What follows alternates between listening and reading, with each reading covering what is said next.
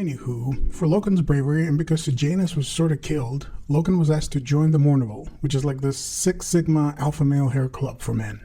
According to the Luna Wolves tradition, Mournival always consisted of 4 members.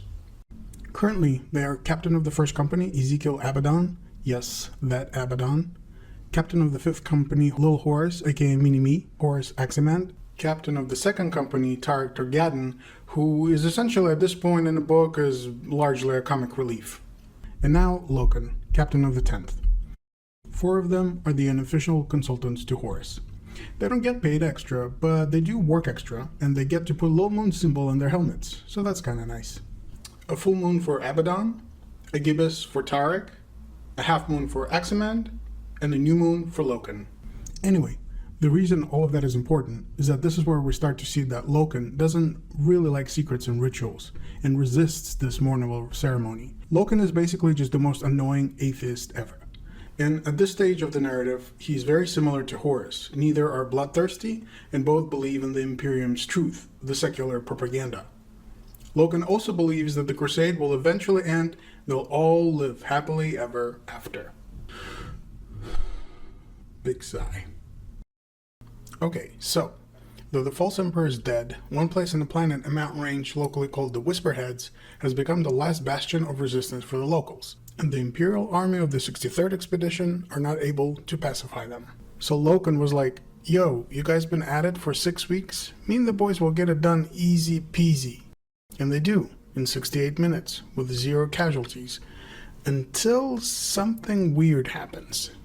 You see, the reason the mountains were called Whisperheads is because the locals believed the demon, their version of a Satan type thing that lived there, and whispered horrifying things to people, like, I'm Samus and I will suck your blood, Loken dismissed the whispers and told his company that this was just a scare tactic on part of the enemy.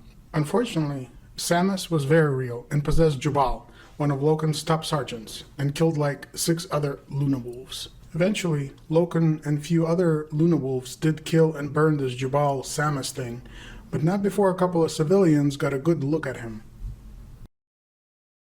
These were Cinderman and Keeler, another duo important to our story, and after seeing this Samus thing take over a near unkillable Astartes and use him like a puppet, they, Loken, Cinderman, and Keeler sorta didn't take it well. Suddenly the secular message of there is no gods or demons started to seem less like a fact and more of a gray area. Cinderman is the primary iterator, aka top propagandist of misinformation, kinda like a secular priest and missionary of the Imperium. And after witnessing Samus in action, he turned to ancient texts to learn more about gods and demons to try and figure out whether or not they're actually real.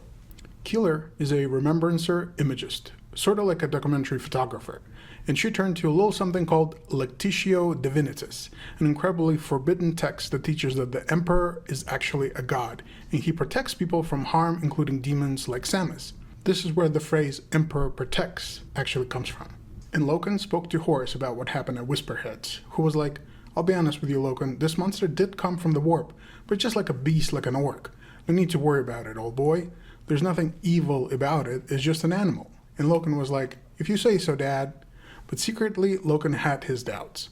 Anyway, after all that, and now that 6319 had become compliant, Horus is taking his boys to a quaint little planet the Blood Angels dubbed Murder.